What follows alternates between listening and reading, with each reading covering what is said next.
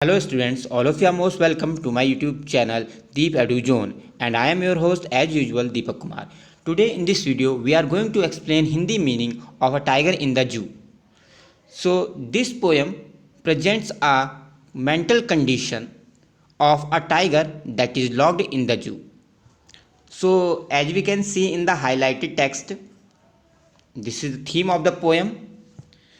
The poem contrasts a tiger. This poem presents a contrast. तो ये poem contrast present करती है, विरोधाभास। कंट्रास्ट मीन्स अपोजिट कंडीशंस प्रस्तुत करती है। A tiger in the zoo, एक टाइगर जो चिड़ियाघर में बंद है, विद द टाइगर, उस टाइगर के साथ, इन द नेचुरल हैबिटेट, जो प्राकृतिक हैबिटेट माने लिविंग प्लेस, अपने प्राकृतिक निवास स्थान में है। तो ये पोएम एक कंट्रास्ट प्रस्तुत करती है कि वो टाइगर जो चिड़ियाघर में बंद है और एक वो टाइगर जो अपने प्राकृतिक निवास स्थान मतलब जंगल में है। The poem moves from the zoo to the jungle, ये कविता जंगल से शुरू होती है एंड बैक अगेन, और वापस जू में आ जाती है। तो पोएम आप देखेंगे चिड़ियाघर से शुरू होती है, जहाँ पर जो टाइगर है वो चिड़ियाघर में बंद है, और ये उधर को फिर चिड़ियाघर फिर जंगल की तरफ को जाती है, और बैक अगेन फिर से वापस जू की तरफ जाती, जंगल की तरफ जाती है, और फिर से वापस जू की तरफ आती है। तो मतलब बार बार पोएम आपको ऐसा लगेगा कि कभी यहाँ पर बात की गई है एक टाइगर जो जू में लॉक है और एक टाइगर जो जंगल में है। तो ये आपको पोएम को पढ़ के पता लगाना है कि कौन सा जो स्टैंजा है वो किसके बारे में बात कर रहा है, टाइगर इन अ जू या tiger in a jungle. Read the poem silently once, poem को साइलेंटली पढ़ना है, एंड से विच स्टेंजा स्पीक अबाउट, और बात बताना है कि कौन सा स्टेंजा किसके बारे में, टाइगर इन द जू के बारे में बात कर रहा है, या विच वन स्पीक अबाउट, या कौन सा बात कर रहा है about the tiger in the jungle, about the tiger in the jungle, जंगल में टाइगर के बारे में बात कर रहा है। He stalks in his vivid stripes, वह विविड स्ट्राइप्स, तो ही माने वह, स्टॉक का मतलब क्या होता है, स्टॉक का मतलब होता है घूमना, चहलकदमी करना, या मतलब बहुत ही, जब इंसान बहुत ही डिसअपॉइंटेड होता है और डिप्रेस्ड होता है तो बड़े हैवी फीट्स के साथ, हैवी स्टेप्स चलता है, मतलब भारी कदमों के साथ चलता है, तो वही है स्टॉक्स का मतलब। तो he stalks in his vivid stripe, वह चलता है अपनी, विविड माने ब्राइट, स्ट्राइप्स का मतलब होता है धारियाँ, जो लाइंस हैं, लॉन्ग लाइंस, वाइड लाइंस। तो जो चौड़ी पट्टियां हैं या धारियां हैं, वह जिसके शरीर पर चमकीली काली धारियां बनी हुई हैं। स्टॉक, वह अपने पिंजरे में चहलकदमी करता है या बहुत भारी भरकम या भारी कदमों के साथ चलता है। The few steps of his cage, अपने पिंजरे में कुछ कदम चलता है। On pads of velvet quiet, pads का मतलब है जो गद्देदार जो उसके पैर हैं, ठीक है, पैड्स और वेलवेट, वेलवेट माने मखमल जैसे जो पैर हैं, जो मखमल जैसे उसके गद्देदार पैर हैं, उनको आराम से रखते हुए बड़े शांत तरीके से चलता है। इन इज क्वाइट रेज, अपने शांत रेज में से एंगर, अपने गुस्से को दिखाते हुए, शांत गुस्से को दिखाते हुए। तो यहाँ पर दिया गया है पैड्स ऑफ वेलवेट क्वाइट, मतलब उसके जो कदमों के चलने की आवाज़ है बहुत ही शांत है। अब ये शांत का मतलब है, यहाँ पर इसका मीनिंग ये है that the tiger is locked in a cell of the zoo and he is stalking in his cage, he is unable to run and to catch his prey, और वह असमर्थ है कि वो अपना ना तो दौड़ सकता है ना ही अपने शिकार पकड़ सकता है। He is unable to show his anger, so the anger is developing in the heart of the, in the mind, in the heart of the tiger, he is unable to show his anger, तो वह अपना गुस्सा नहीं दिखा सकता, इसलिए कहा गया है क्वाइट रेज, मतलब शांत गुस्सा। वो जो गुस्सा है उसके मस्तिष्क में या दिल के अंदर ही विकसित हो रहा है, बढ़ रहा है, लेकिन वो अपना गुस्सा दिखा नहीं सकता है। ही should be lurking in the shadow, तो पहला स्टैंजा जो था वो था जू के बारे में, मतलब जो टाइगर है वो जू के अंदर लॉक है। The next stanza, he should be lurking in shadow, उसे शैडो में लर्क, लर्क का मतलब होता है to be hidden in a place for his prey. तो लर्क मिस होता है घात लगाकर बैठना, मतलब कहीं पर छिप जाना और ये वेट करना कि उसका प्रे आएगा, PREY, उसका शिकार आएगा, ही should be lurking in shadow, उसे अपने शेडो, उसे किसी छायादार स्थान में घात लगाकर बैठना चाहिए, स्लाइडिंग थ्रू लॉन्ग ग्रास, और सरकना चाहिए लंबी घास के ऊपर, नियर द वाटर होल, किसी पानी के स्रोत के पास जहाँ पर पानी का सोर्स हो, वो तालाब हो सकता है, वो झरना हो सकता है, ठीक है, that may be pond, that may be lake. तो वियर प्लम्प डियर पास, जहाँ पर एक प्लम्प का मतलब हैफ्टी, HEFTY हैफ्टी मतलब मोटा तगड़ा, डियर पास करता हो, गुजरता हो, तो डियर जहाँ से पास करता हो, ही should be lurking in shadow, उसे किसी छायादार स्थान में छिपकर बैठना चाहिए, स्लाइडिंग थ्रू लॉन्ग ग्रास, किसी लंबी घास पर और लंबी घास पर सरकना चाहिए, नियर द वाटर होल, किसी पानी के स्रोत के पास जहाँ से कोई मोटा तगड़ा हिरन गुजरता हो। So in this stanza, the tiger is in the jungle. He is imagining that he is in the jungle, and here the poet suggests that the tiger should be hidden in a place waiting for his prey. He should slide on the long grass. He should be near the water hole where a hefty deer pass.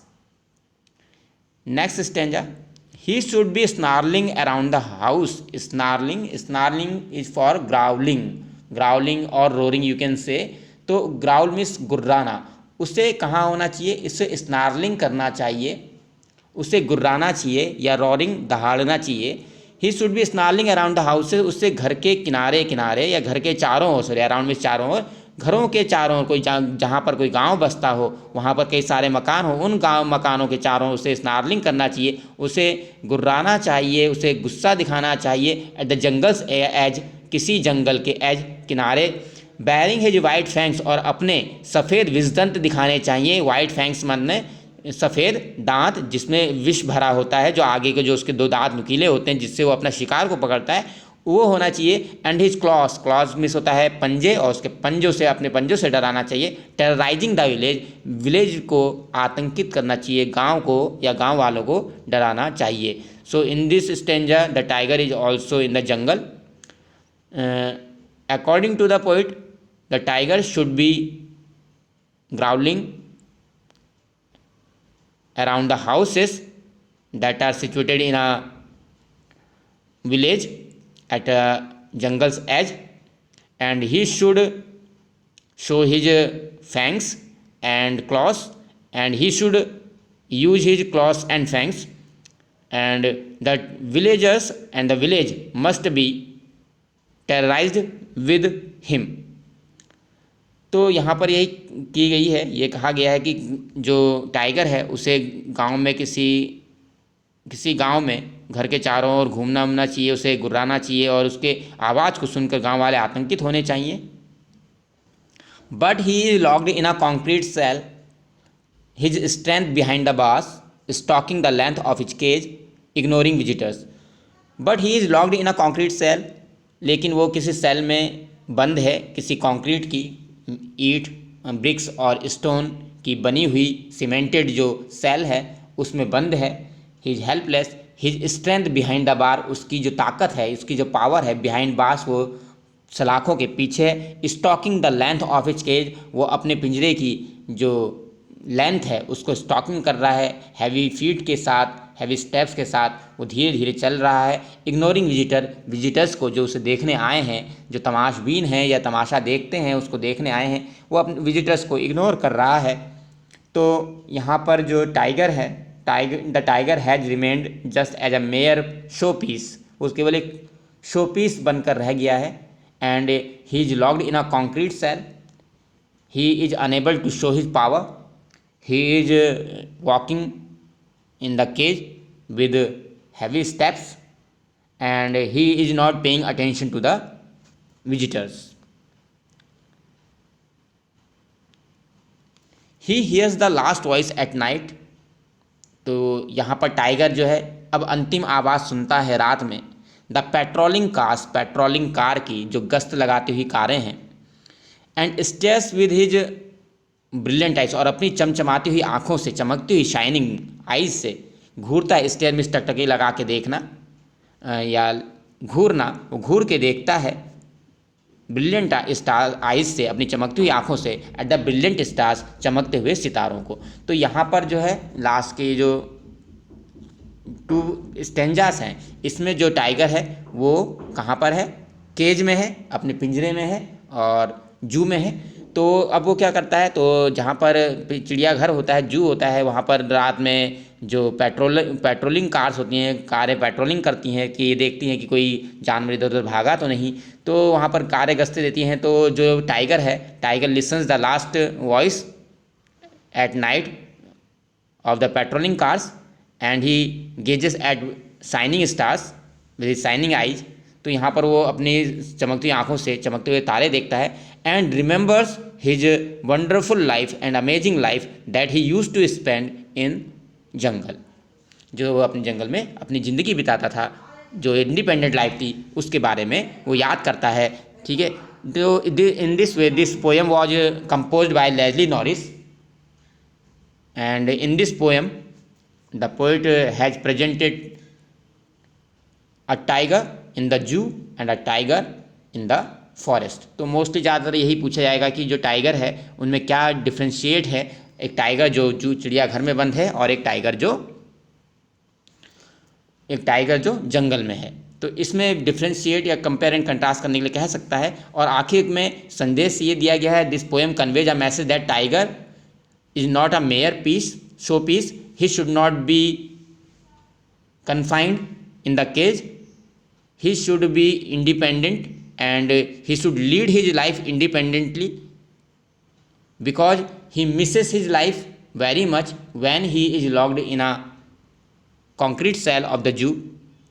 So we should not tame the wildlife animals. Okay, so if you like this video, please don't forget to like, share and comment. Thank you very much.